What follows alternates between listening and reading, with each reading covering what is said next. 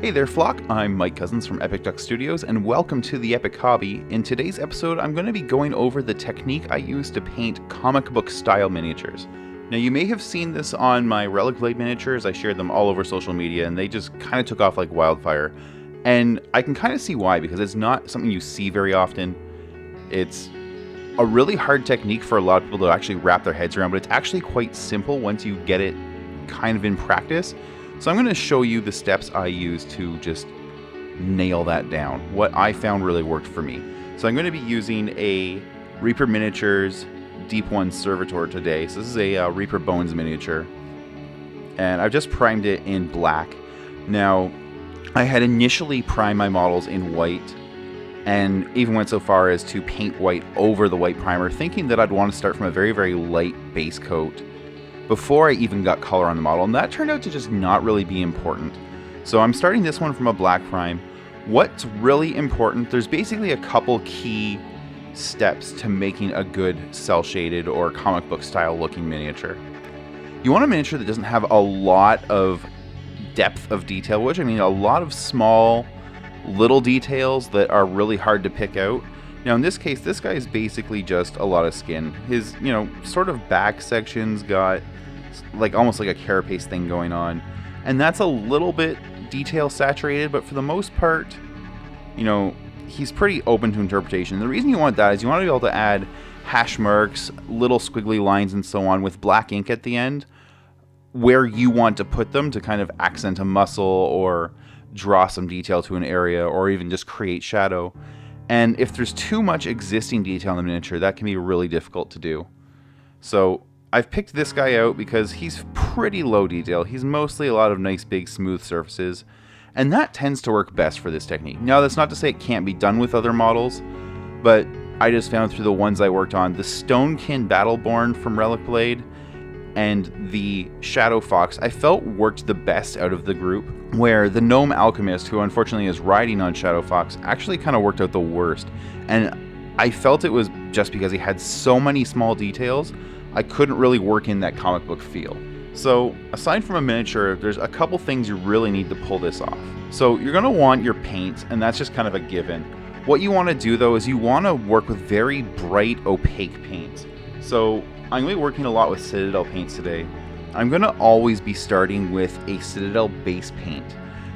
And the reason I like to use the base paints is that they're very opaque. They're basically 1 to 2 coat coverage, and they're very vibrant. Now some of them are more muted tones, and you can use those where appropriate, but basically if you typically would have, a dark blue, this color, and then a light blue sort of as your, shadow mid-tone highlight, what you want to do instead is have this be basically your base coat, so what you would consider the shadow color, and then do a highlight and then a final highlight. And you want to push that final highlight as close to white as you're comfortable with, going right up to white if you can. And the reason for that is because you're going to be adding a lot of black to the miniature when you start bringing in all the black lining around all the details, adding in hash marks and, like say, underlining muscles and so on. And all of that black really starts to bring the color of the model down, especially if it's a more detailed, dense model. And so the more black you're going to add, the darker the model is going to get. And so you want to have started from a very vibrant initial point, so that it kind of gets back to like reading about where you would expect it to color-wise, but then you still get that really distinct comic book style color stepping from, the dark black shadows and dark black outlines into your vibrant, kind of almost primary colors. So aside from paint, obviously you're going to need some black. And now black paint just doesn't quite cut it. So what I found worked really, really well for me was Daler Rowney black acrylic ink. Now pretty much any black India ink should work fine. I have found the acrylic ink does work really well because you can actually mix a little bit of paint into it to get some different colors. So this will serve you outside of just this technique. But what's great about the ink is that it flows very, very nicely. You can load your brush up and use it for several minutes sometimes even before you have to reload it, especially when you're in the smaller details. It doesn't dry quickly. Whereas if you've worked with a lot of black paint on your brush, or just painting in general, you know that you're constantly having to go back to the paint and, top your brush up and it's drying out on the brush, and so you're constantly having to wash the brush in water. And that's just not going to be happening so much when you're painting with the black ink instead. And why that's beneficial is when you're painting all those small little hash marks and so on, you don't want to have to slow down, clean your brush out repeatedly. You know, when you're trying to put 5 or 6 quick hashes in a row, you want to have a consistent brush stroke. And if you can hit all those strokes sequentially without having to spend any time in between to clean your brush up, it's just going to look more correct. It's going to feel better. And aside from that, it's also just about as true to black as you can get. Black paint tends to always be a little more gray than black ink is.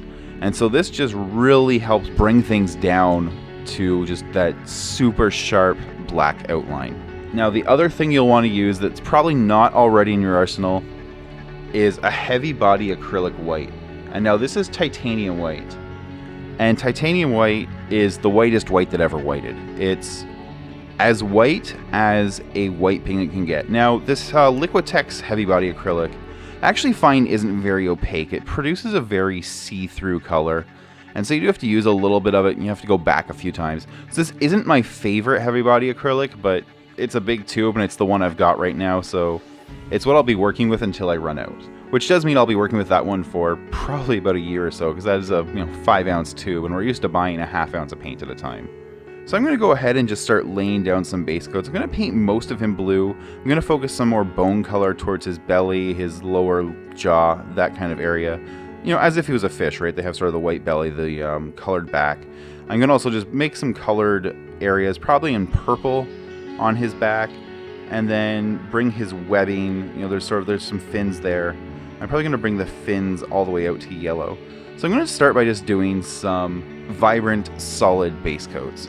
So I'm just going to get some colors ready on the palette here. I'm going to start with some McCrag Blue. So my favorite thing about McCrag Blue is that every time I use that color, there's a discussion in the YouTube comment section about how to properly pronounce it. I'm also going to use a little bit of Citadel Averland Sunset. Now I've decided I want to paint his eyes in orange, so I'm going to put down just a little bit of Citadel Yokero Orange as well. I'm going to get a little bit of Vallejo Game Color Hexed Lichen on the palette. And finally, for his belly, I'm actually going to use some Reaper Master Series Bone Shadow as the base. And we'll be working up through their bone triad. And I'm just going to start laying in some base coats.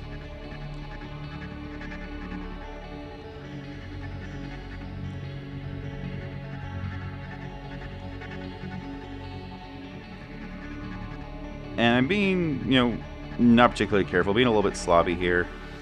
I'm just making sure that as I do apply these, sloppier base coats, though, I do pull the paint out. I don't want it to pool.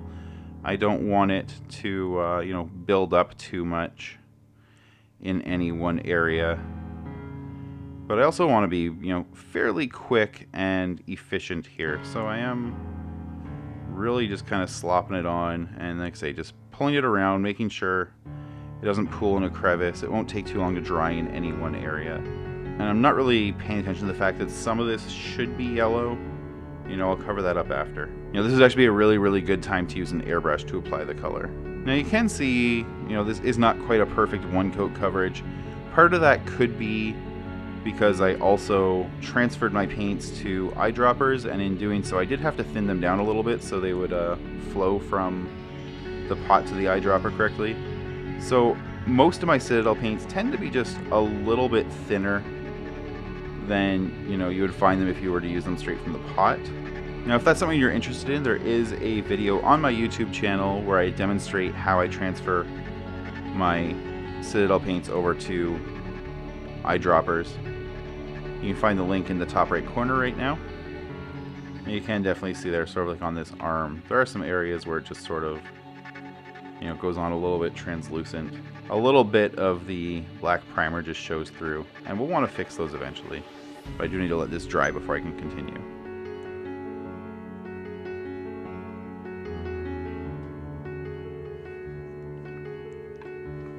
Alright, next up I'm going to start applying the Averland Sunset to the fins and a few other areas.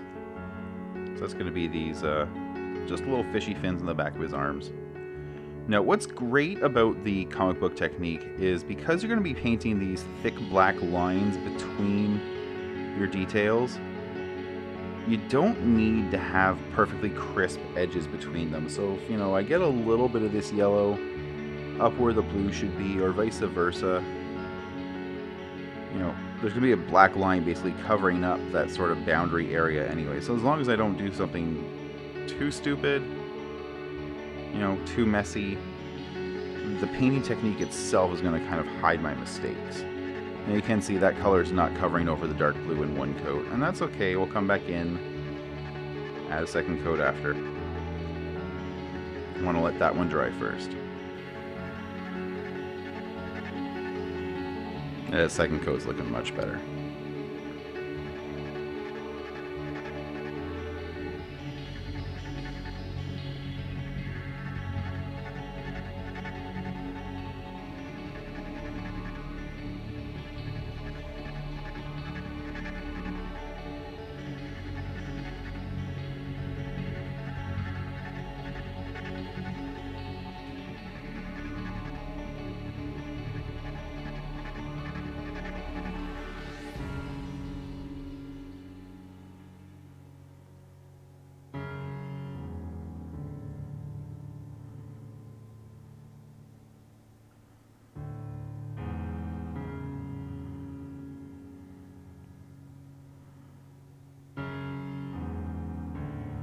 Let's actually do the webbing in the fingers. Let's do that.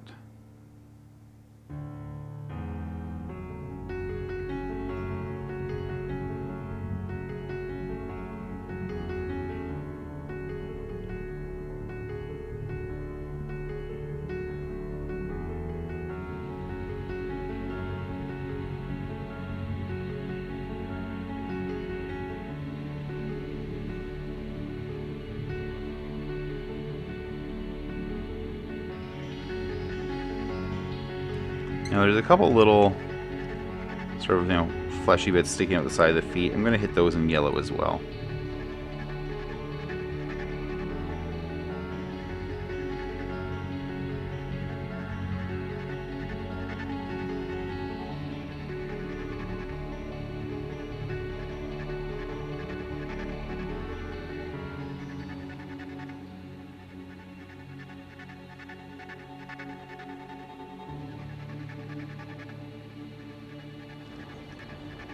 Alright, that's really about it for the yellow. So I'm going to bring out the Reaper Aged Bone here. You can see, like I say, it is a much more translucent color. I also may just had a little bit too much water in the brush there. But it's going to take a little bit of work to build this color up.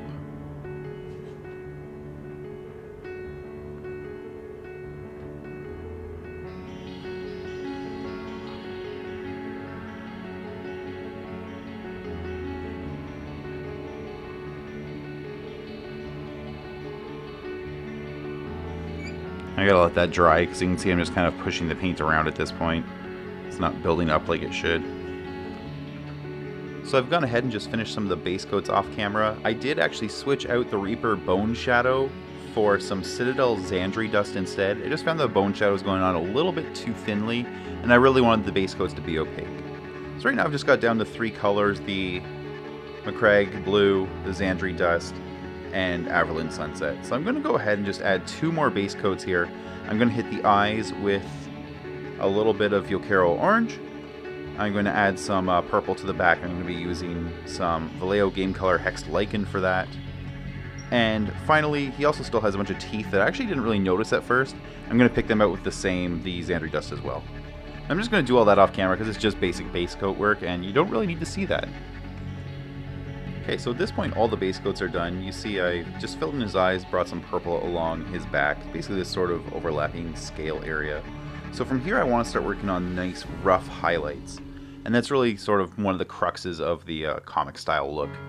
Now you don't have to do rough highlights, you can do your nice normal smooth transitions and blends, because there's a whole lot of different comic book styles out there, especially if you want to reference different anime and so on. It's very common for there to be colorful fades as opposed to just stark, single color transitions like there is in more classic, Disney style cel shading.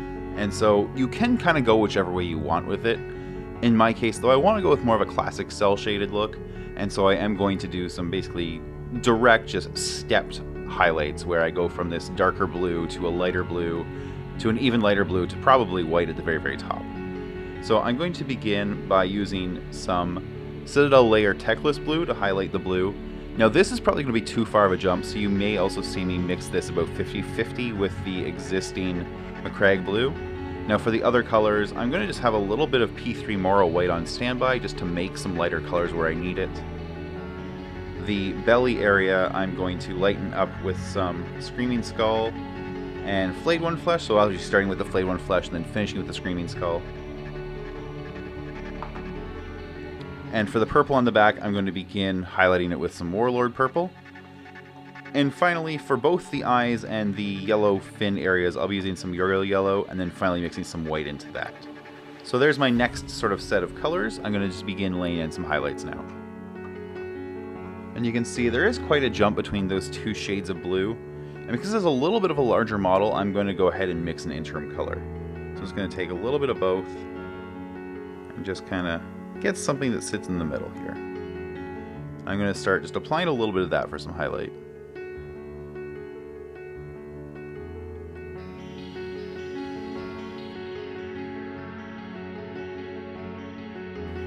Because this is, the next step up from basically what is the shadow color, I want to cover the vast majority of the blue with this interim mix color here.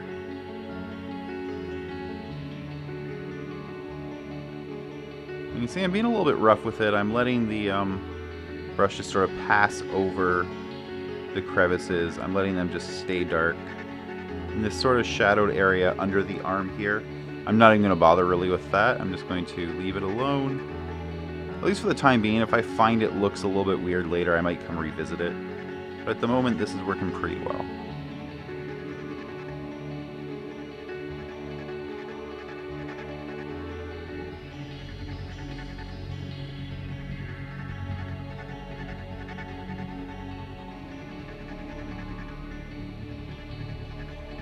Now I'm going to have to be a little more careful shortly because I'm going to get into the face area, which is a little more detailed, but we still can finish this arm up first. So you can see I'm using, a fairly large brush, and I'm being almost a little haphazard with this. I want it to have a little bit of a, hand-inked kind of appearance to it. So here I just want to make sure I don't get it all over the teeth and the eyes, really. And, more subsequent highlights will be, each will be more careful than the last. And that's basically it. You're going to start out really rough and then just sort of get more and more refined as you go.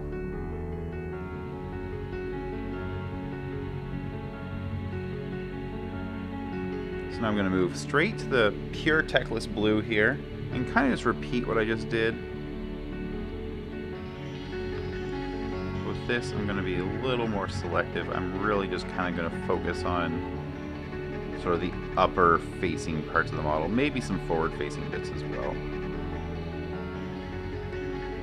Like the hand is not really upper facing at all, but I want it to at least have a little bit of color, so I'm going to just kind of cheat. You can cheat a lot when you're painting.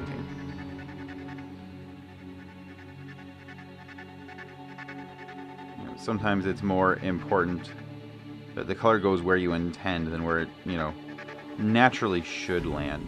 Especially if you're trying to draw attention to something, it can help to put the color down kind of where it really shouldn't be. Helps create a focal point. And so coming to the back of the legs, there's a lot less to do here.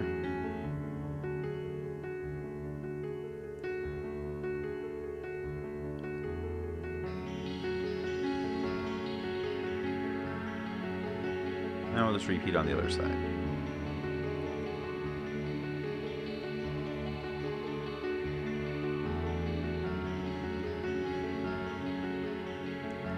So again, just really looking at these sort of top-down surfaces. Again, I'm going to kind of cheat by hitting the top of this finger, even though it's sort of curled into the hand and wouldn't really be seen. And then let's come into the face itself. I'm going to get this outer edge and the eyebrow.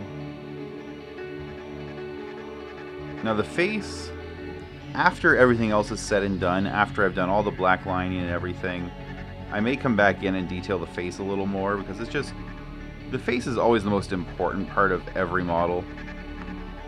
You know, just, it's what our eyes naturally gravitate to. We look at faces to identify what things are.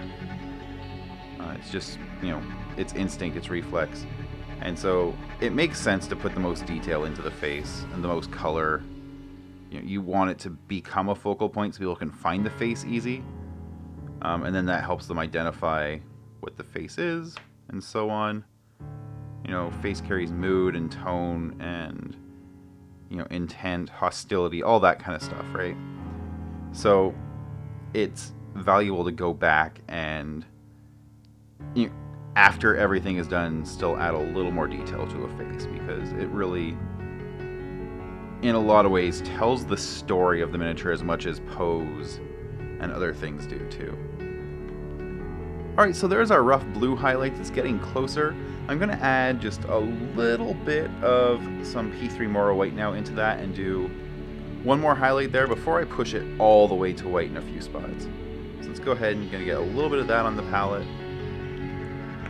And now we're going to just mix some together with the Techless blue here. And a little more on the Techless side. There we go. I'm just going to rinse that brush because it's got some white in the bristles, and we don't want to accidentally start painting, you know, loaded brush style. That's not the intent here. So this, I'm now going to be even more precise. And basically every single step just gets more and more precise and builds on the steps before it.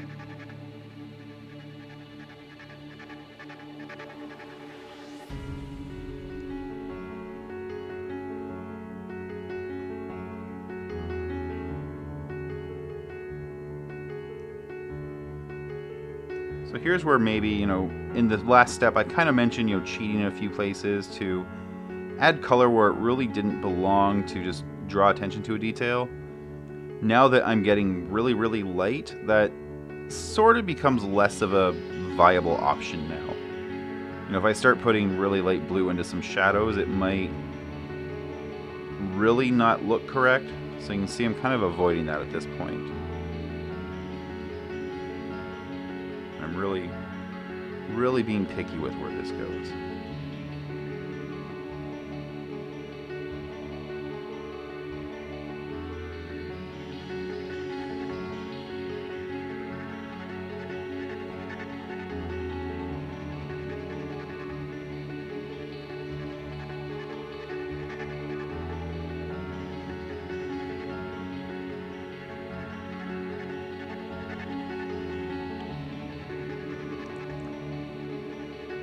You can see one of the really just fun things about this technique is how quickly it actually paints up once you get going. Because everything's so blocky, because you're not worried about smooth transitions. In fact, you know, they're almost anathema to this whole technique. You know, you can really liberate a lot of your painting. You can paint at a different pace and a completely different style. It can feel very, very fresh, very unique, very different.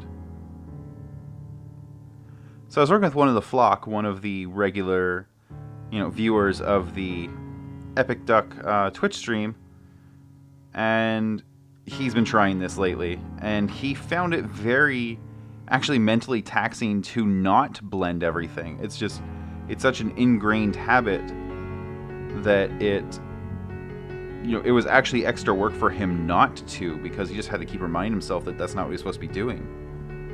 So that's when I kind of eventually said, you know, if it's actually bothering you, if it's taking away from the joy of painting, if it's actually turning it into work, just blend, because there are, styles of comic books where colors do fade. It's not all cel shading, right? Cel shading is actually really specific to film, and in fact, primarily North American film, although not exclusively, obviously. But that's really where that kind of originates. So far as I know, there could be some film history I just don't know about. I'm not claiming to be a history buff on the subject by any means. But, whenever I think of cel shading, the first things that come to mind are Disney and Warner Brothers and, that kind of classic content.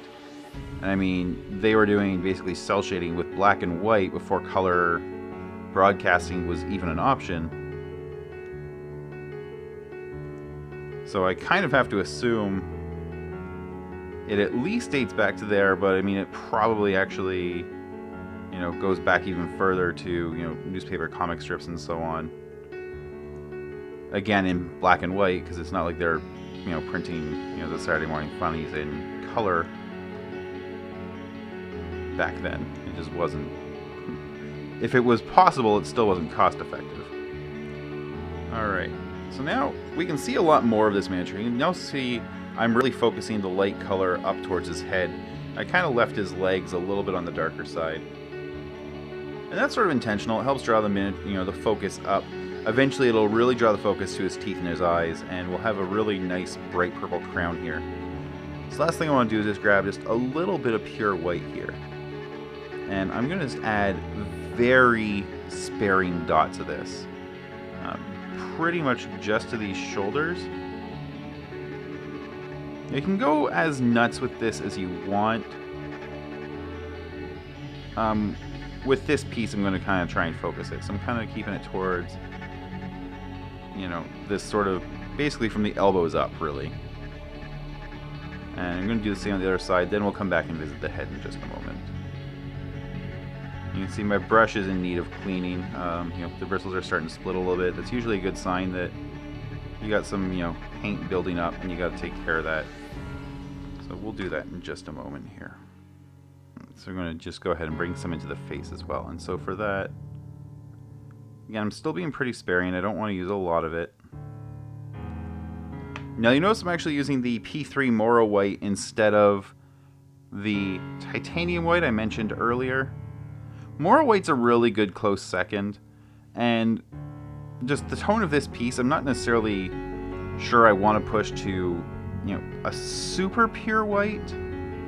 I may come back later and add some Titanium White highlights at like the very end. It's always a good option to kind of finish with. And because the Titanium White is brighter than the Moro White, it gives me somewhere to go to.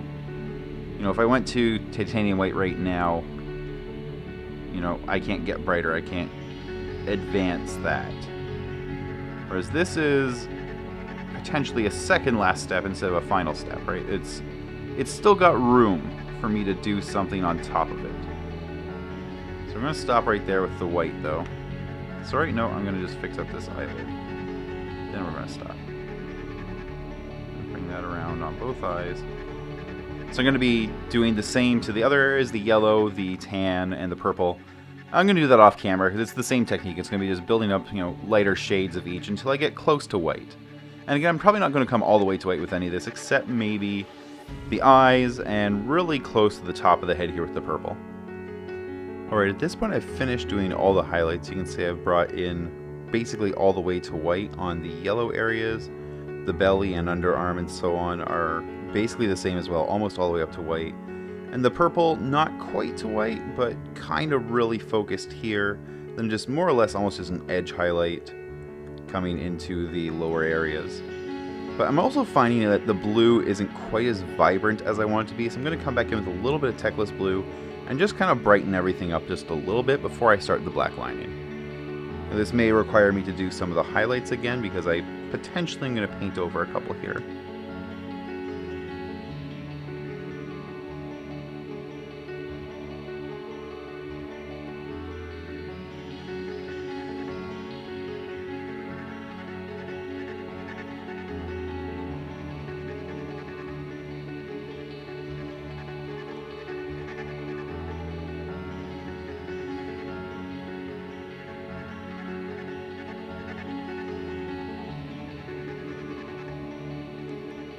That's starting to look better already. So I'm going to continue revising this. I'm just going to go off camera to finish that. All I'm going to do is bring this lighter blue basically all the way up and then just reapply the highlights I've already done. So I'll be back shortly.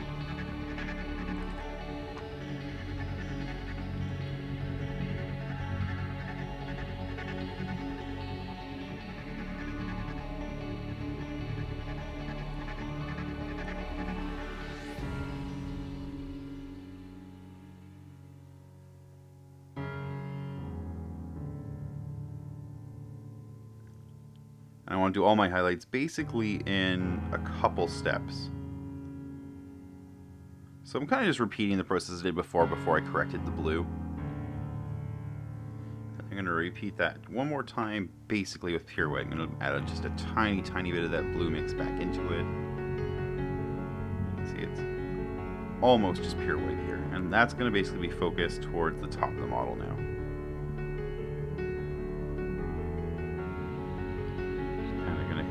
Shoulders, and then some kind of like intentional points like the elbow and the top of the forearm.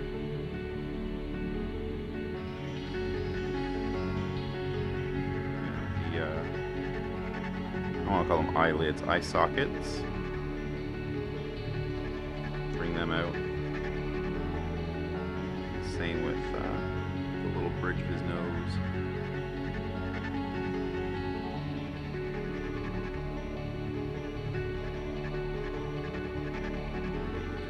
Little hint of it over on the gill here.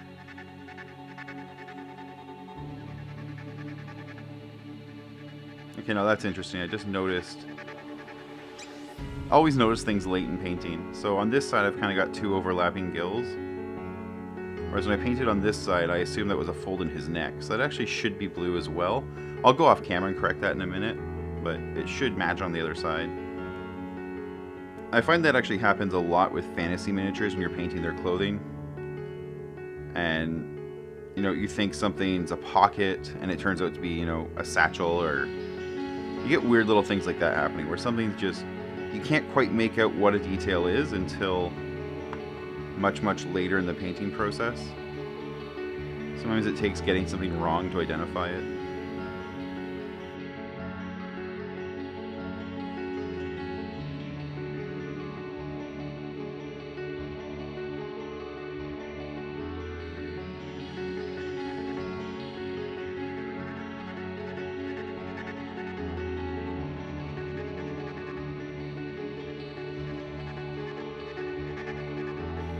Alright, so I'm not going to bother doing that on the bottom at all. I don't need this extra bright blue.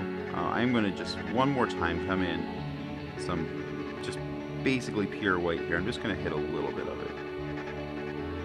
And again, this is just a P3 Moro white. I'm not using the titanium white at this time. I could be. There's no reason not to. Except, like I say, if you use your titanium white now, you've got nowhere to go because that's as bright as you can get. So if I save it for later, it gives me the option to kind of work in some extra highlights where I feel they might be needed. Okay, so I'm going to just go ahead and fix that gill up, and then we're going to come back and actually start the black lining.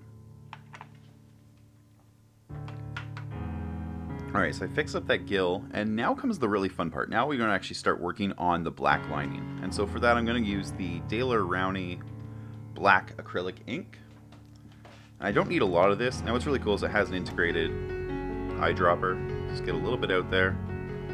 That's probably more than I need for this whole model. And I'm going to be using two brushes for this. So this is just a small 10-0, just a cheap brush I picked up from the hobby store. And a 20-0 liner. Now the liner works really well when you've got to do longer, straighter bits. There aren't really a lot of those on him, but it may come into effect when I start doing hatching marks to add some shading. So I'm going to begin by just roughly outlining most of the details. I'm not going to begin with the hash marks or the shading yet.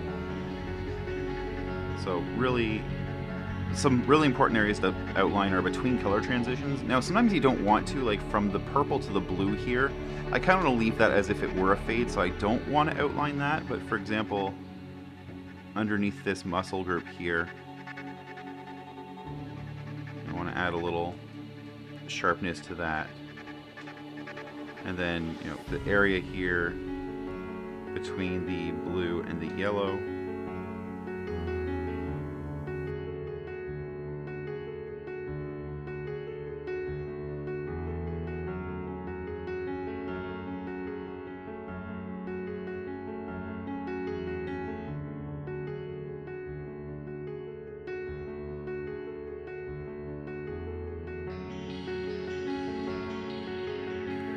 For example, here where, you know, there's a very large sort of overhanging muscle group, or, you know, the neck in this case.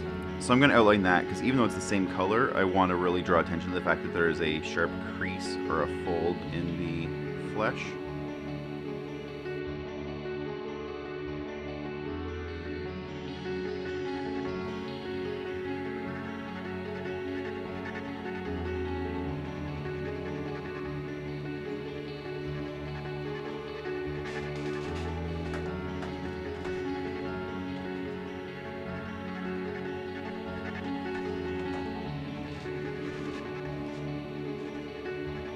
You can do smaller lines to kind of imply a bit of a crease as well. Like here there's just a little bit of one, so I'm going to just add some thinner lines, just like that. And then you just keep working your way around the model, you know, outlining basically where two different details meet, or where two areas kind of overlap. Like here, I'd work one in, you know, between the thigh and the belly. But I'd also probably want to add a little one here to kind of denote, you know, these muscle groups in the thigh. Maybe a little one to sort of help isolate the kneecap. I'm just going to keep working my way around like that.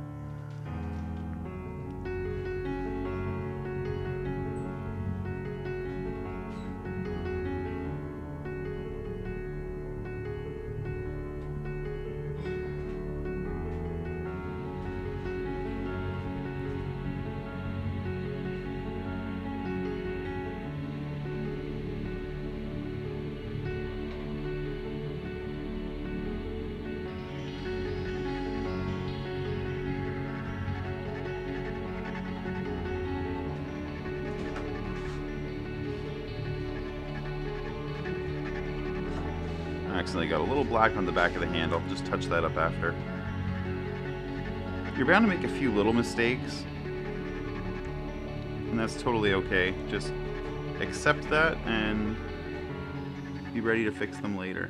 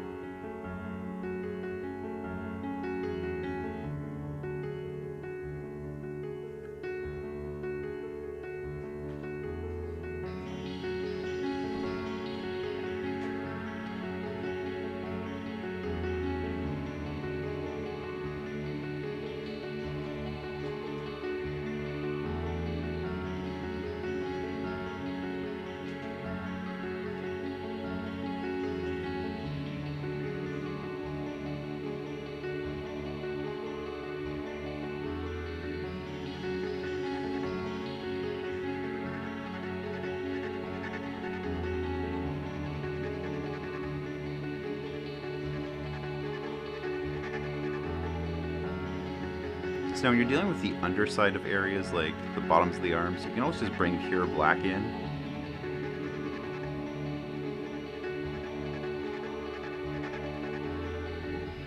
I mean, you don't really see that, but it does add a nice deep shadow. So you can work that in as often as you need to. It really also helps cover up mistakes.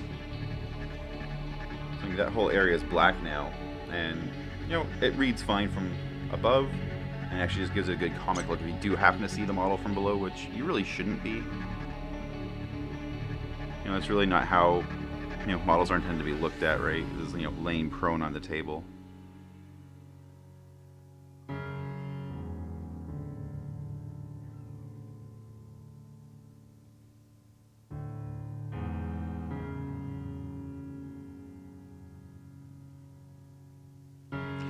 There's another little mistake. Little flick of the brush I didn't mean to make. The problem is making mistakes with black ink takes a little more work to cover up just because it's so opaque.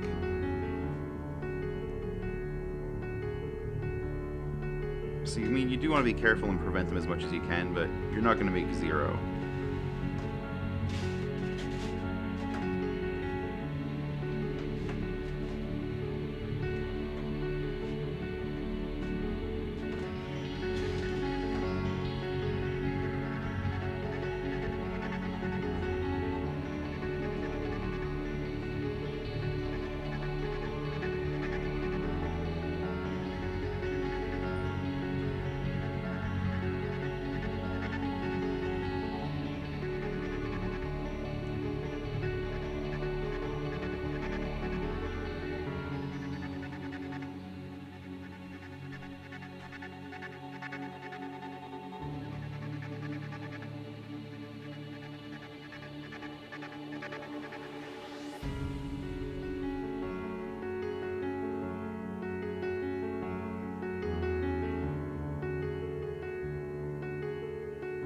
So I've mentioned hash mark shading once or twice, but I haven't actually described it yet, and I realize I've just accidentally done it a couple times already because I'm just used to doing it. So what that really is bringing in a shadow as a series of lines. I'm going to actually do it first on his neck here, because it's going to be the easiest place to demonstrate it. Basically, you want to just, starting from the bottom, pull really thin, you know, parallel diagonal lines that sort of get thicker. You can see I'm kind of trying to converge them here because they kind of started out a little wispy.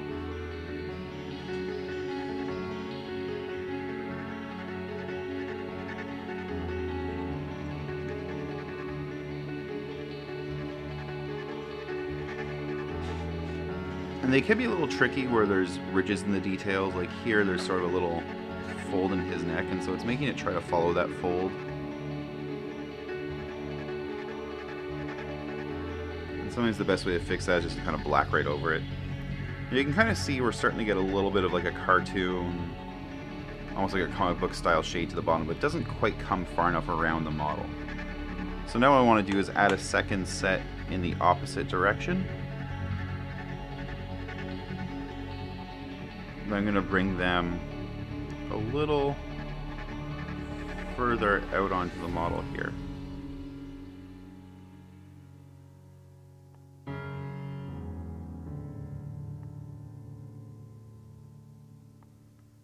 And at the bottom, I'm just going to color it in with a little bit of black.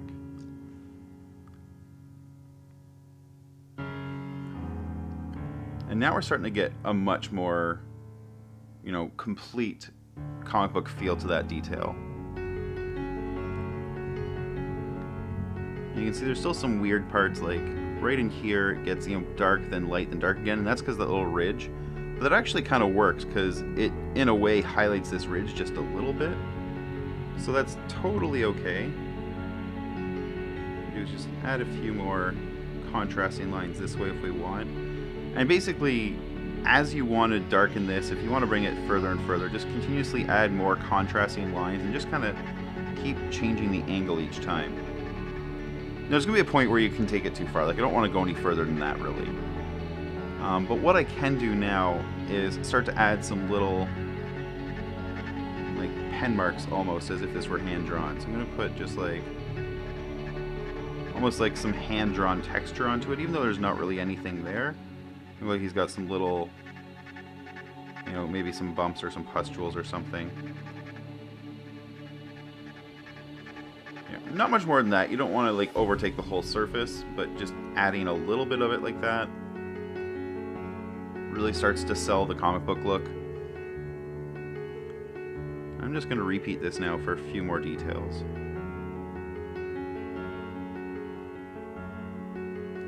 Now, if you only want to make something a little bit darker, you can just add the lines in one direction as well.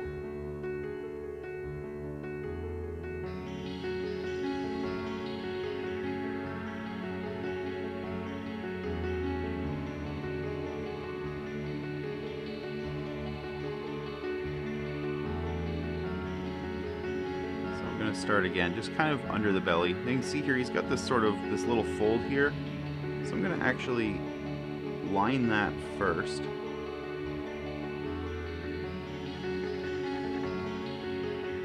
From the side and darken that line up. And I can do the same over here.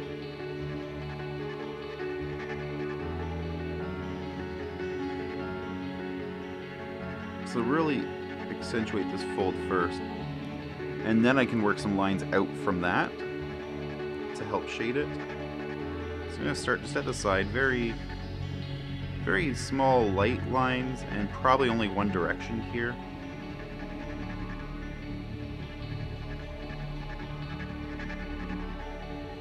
And you see they're starting to get a little too, or not perpendicular, but 90 degree, a little too right. So I'm going to just start to angle them a little bit. And that can happen as you're coming around a curve. The lines just aren't the same angle you started at because you've gone around a curve. I mean, that's just math. That's, I don't think anyone would be surprised by that, but it doesn't give you the effect you're looking for. So now here at the bottom of the belly, I'm going to bring the longer lines up just a little bit.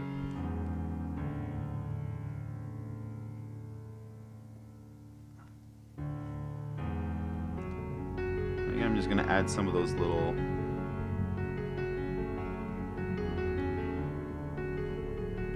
ink details to it.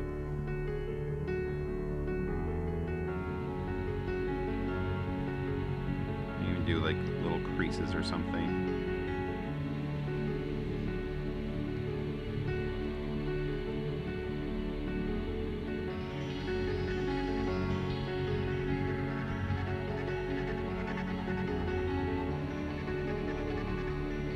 Just like that, nothing too serious. Now in areas here we've got sort of an overlapping of, there should be some kind of shadow cast down. I can actually bring some lines down as well. Just a little bit.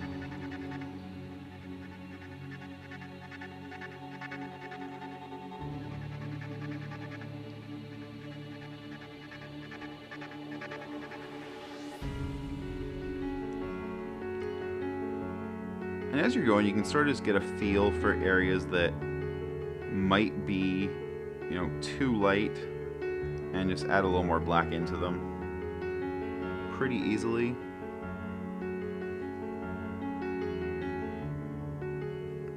And now I've got this, the deeper underbelly here. I haven't really started anything with it yet, so I'm just going to give it a nice, thick black line around it.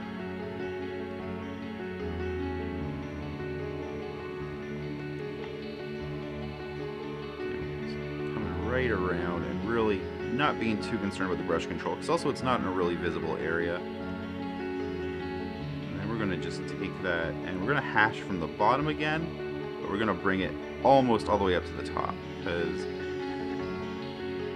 I mean it's underneath an area that's already shaded, so we don't want it to have a whole lot of presence on its own.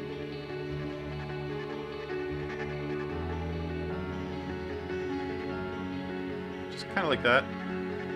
And I'm going to do the same thing to the forearm here. For this one, I'm going to just blacken up the bottom side, the sort of downward facing, and then bring some hash marks up.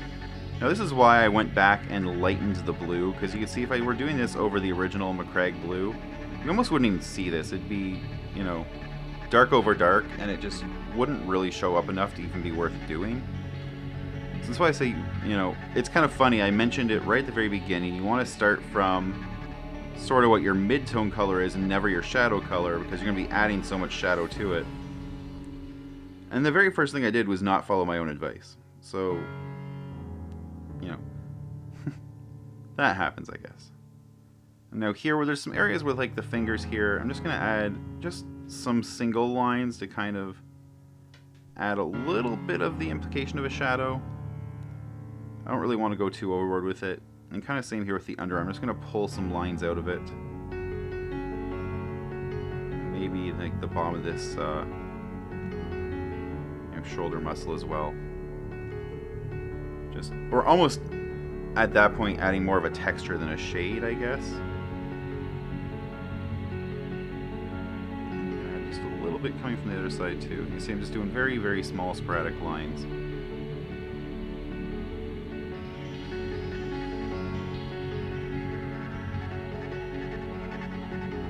Same thing here, I can just add in, if I wanted to, some little, you know, scuffs or bumps. Whatever I feel, you know, maybe just brings a little texture to the piece, makes it look more interesting.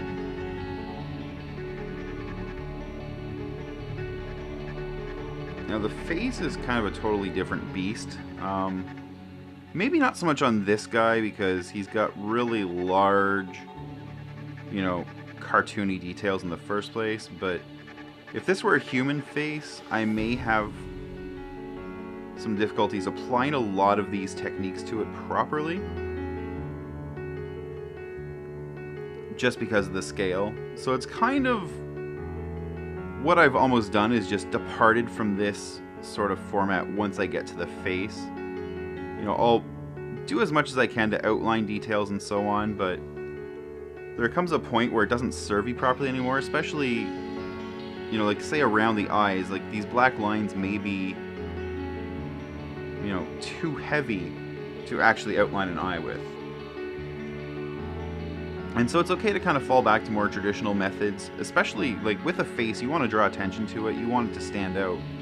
And so it's actually kind of okay if a face looks different than the rest of the model, to a point. I mean, you don't want it to look like it was painted by someone completely different in a different style. But if it just, you know, maybe has a better detail saturation, has a little more life to it, that's really okay. So here I'm going to just outline those spines just from one side. You know, I'm not bringing a line to both. I might actually kind of hint at a line on the other side like this.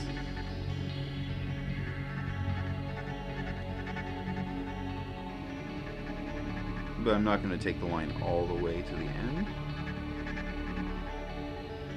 This one's so small, I'm actually just going to hint it on both sides. I'm just going to take it from different angles.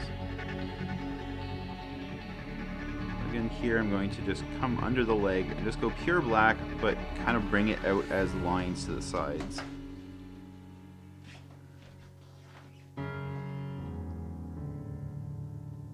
These are a little bit smaller spines on the side of the feet, so I'm not doing as much to isolate them as I did, you know, elsewhere on the model. So the last part I'm going to do on camera here is just this other arm. So I'm going to just isolate the fin from the forearm.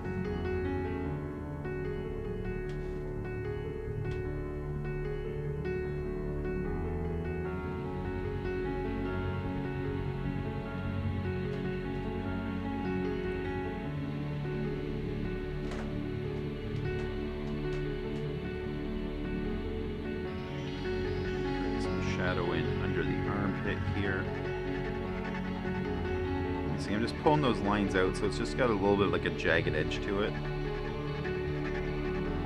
Just come back to the top of the arm and sort of isolate this lighter colored underarm area. And make some mistakes, because we do that, and that's okay.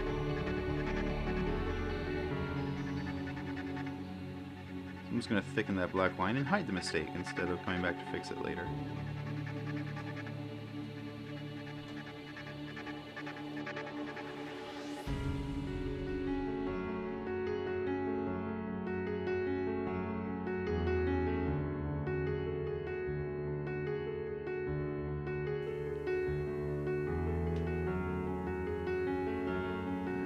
Let's just, you know, accent the joints and the fingers a bit.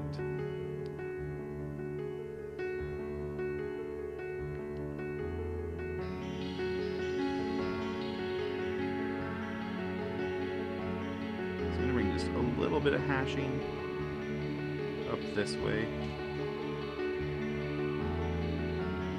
A little bit right in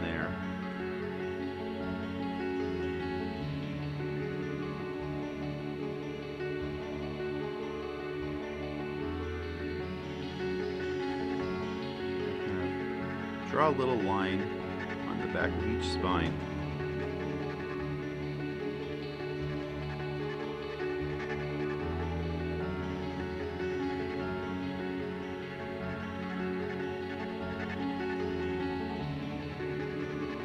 Make his hand look a little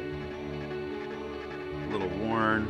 Then we'll start to isolate the muscle groups on our arms just a little.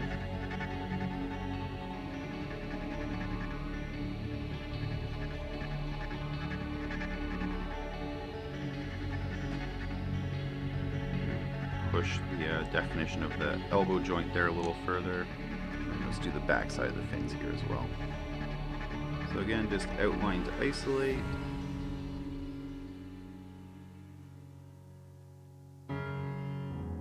Make the mandatory mistake.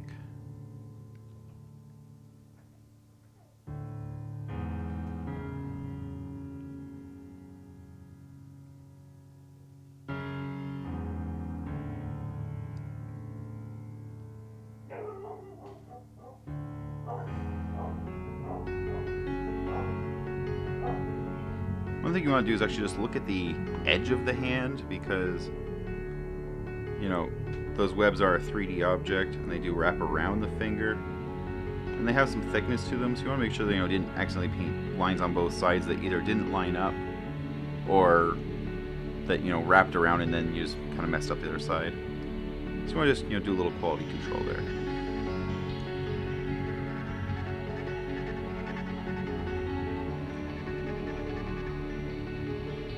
Bring in those hash marks in. Just going to hit the underside of that finger. And here I just want to bring, you know, a little line down to kind of denote, you know, the crease of the thumb there. Maybe a small line just to kind of hint at the separation of the muscle. Now we'll work on the underside of the back of the arm here. So we're going almost pure black, just pulling out some shadows.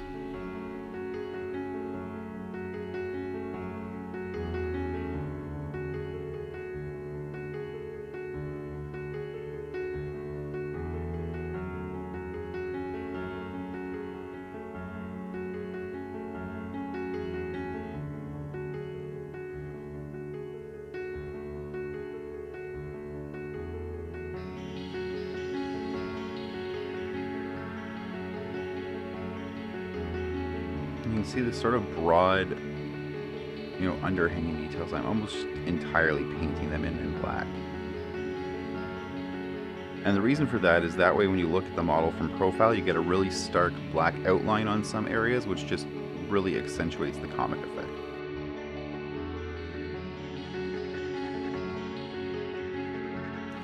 Now, the black ink can be very, very glossy. You may actually notice under the neck, it looks like there's, you know, some, you know, extra tan painted here, but when you turn the model, there isn't. It's actually the reflection of the belly coming up. I'm going to add just a little more here anyway, but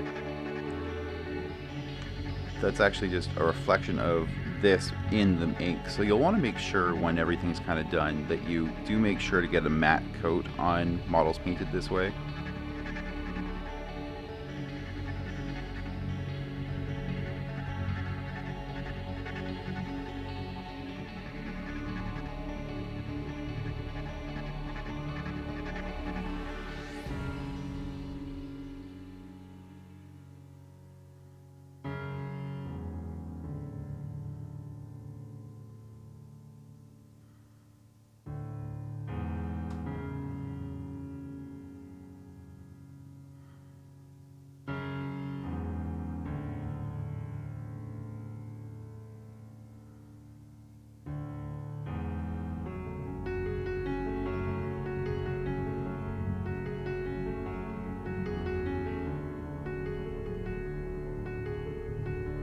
So I'm going to start working on the face, and this is probably the most challenging aspect of these miniatures just because it's so small.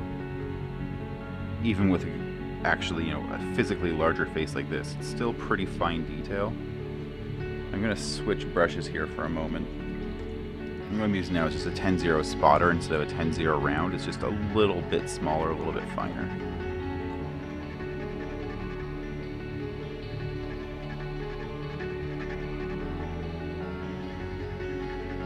Now around the teeth, that can be a really difficult place to try and get all these little black ink lines. So it might make more sense to just really quickly hit them with a black ink wash.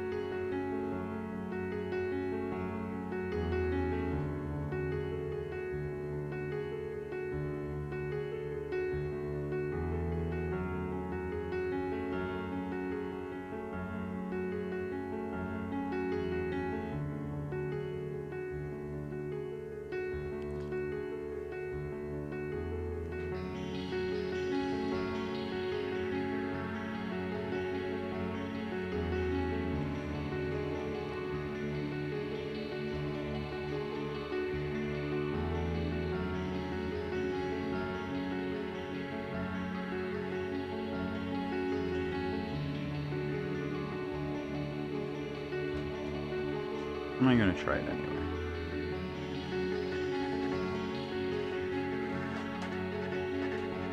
Yeah, you can kind of just spend a little time going around looking for areas that maybe could be blacker or have more hatching to them.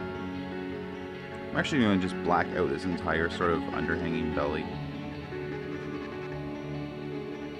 Or at least a significant... There, that's much better. Now it's got an outline to it. You kind of look at it from different angles. I mean, you're mostly going to be seeing it like this. You're not really going to see it at all, because this is still a tabletop miniature. You're not going to see the details underneath it much. But when you can work in a sort of a black outline to something, it does just make that comic effect even a little more effective. These little sort of, because these are a sharp pointed detail, you could actually outline them pretty easily by just kind of coming along, you know, the edge with the side of the paintbrush.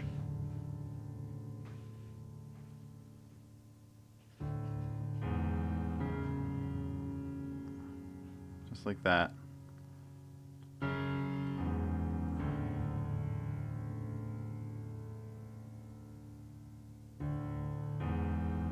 And just make sure it didn't get really messed up from a different angle.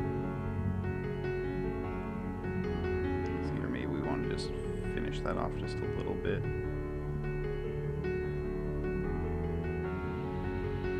With the bottom of the foot here, I'm just going to black that out, because you can kind of see,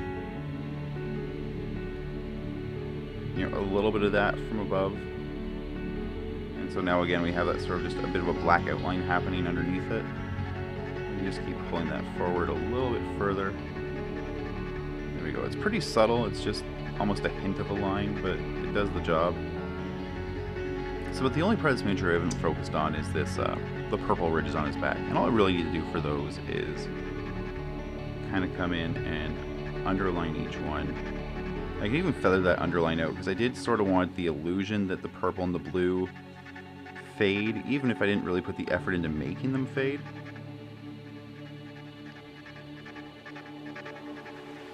I don't want them painted if they're completely distinct parts of the model. So just add these little black outlines. You can see I'm kind of leaving them alone out at the corners. And down here, where they start to get smaller and smaller, I may not even bother. You see the black line would eventually just overtake the whole thing. So I'm just kind of going to hit this just a little bit right in the middle.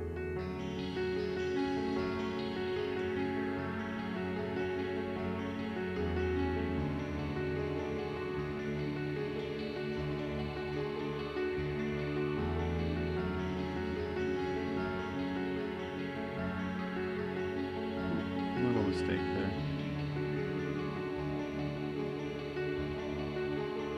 So you can see I haven't really spent any time actually fixing those mistakes. I kind of find when you're doing this inking style that they just look intentional. You know, a couple details blotted out by some black ink don't really seem to matter all that much. You know, like I accidentally blotted out a good section of this one, you know, bit of the overlapping purple, and I just really can't tell looking at it. the accidents, the little, slip-ups of the brush help make it look more haphazard and like hand-sketched, and in a way that actually even adds to what we're trying to do instead of taking away from it. So I'm just adding basically some like pen shading lines to a few areas. We don't want to go overboard with this, but every one of these helps make it look more and more hand-drawn. Now the one mistake I will fix is right there on the hand. So I'm just going to get a little bit of probably some Xandri dust here. I want to go back to the base color because it will cover the ink up the quickest.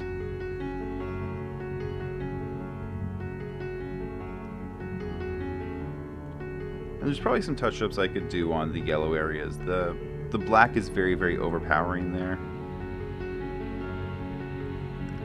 But for the purposes of a demonstration, I don't think it's important to.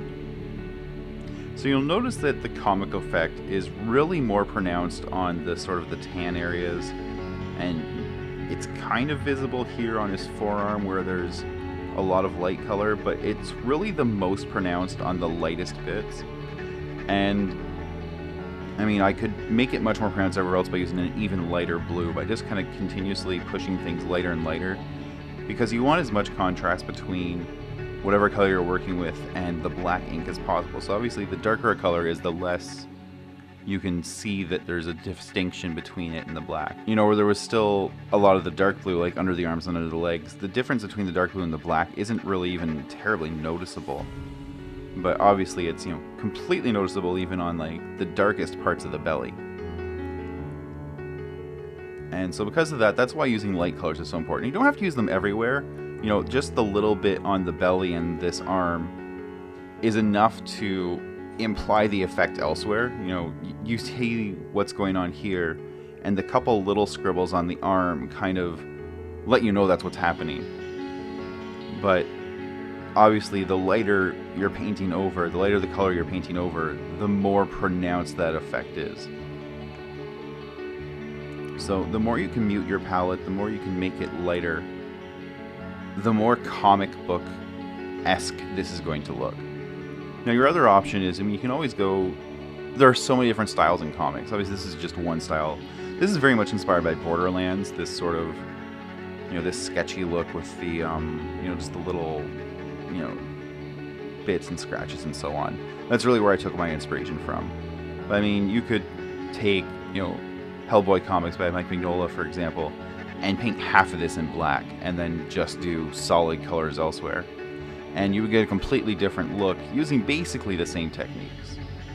So there's the comic book effect, Deep One Servitor by Reaper Minis.